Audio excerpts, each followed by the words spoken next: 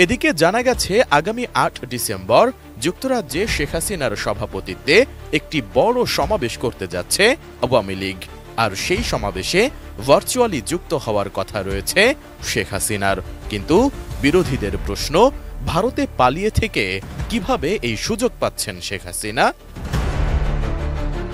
এ বিষয়ে জানতে চাওয়া হলে পররাষ্ট্র মন্ত্রণালয়ের মুখপাত্র মোহাম্মদ রফিকুল আলম বলেন, শেখ হাসিনা কিভাবে লন্ডনের সমাবেশে যুক্ত হবেন তা ভারত জানে, তারাই এ বিষয়ে ভালো বলতে পারবেন।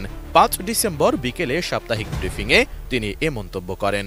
আমাদের জানা পত্রিকার মাধ্যমে আসা, আমরা পত্রিকাতে যা দেখেছি বা মিডিয়াতে যা দেখেছি যে এরকম একটা পলিটিক্যাল মিটিং আছে, সেই পলিটিক্যাল মিটিংয়ে উনি বক্তৃতা দিবেন। আপনারা যেরকম জানান আমরাও সেরকম জানি। কিভাবে এটা ফ্যাসিলিটেটেড হচ্ছে এইটা আসলে আমার বক্তব্য দেওয়ার বিষয় না। এটা উনি ভারতে আছেন, ভারত সরকার কিভাবে এটা হ্যান্ডেল করছে এটা তারাই ভালো বলতে পারবে।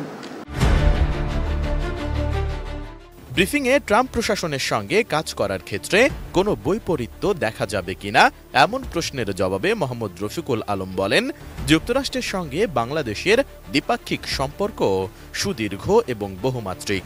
তারা আমাদের অন্যতম বাণিজ্য ও বিনিয়োগ অংশীদার।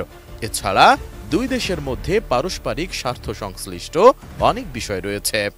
দীর্ঘ ৫ দশকের সম্পর্কে বাংলাদেশ ডেমোক্র্যাট ও রিপাবলিকান উভয় দলের অধীনে সরকারের সাথে কাজ করেছে।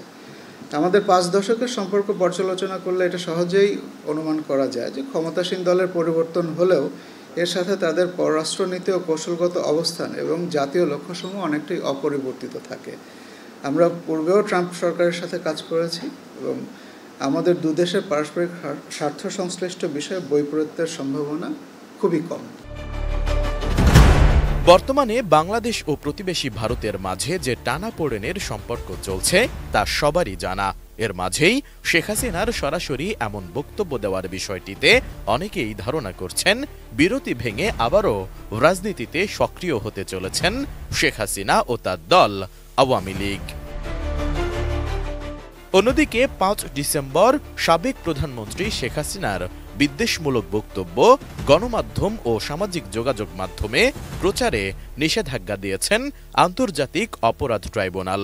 সেই সাথে আগে প্রচার হওয়া তার বিদ্বেষমূলক সব বক্তব্য সরিয়ে নিতে বিটিআরসিকে নির্দেশ দেওয়া হয়েছে।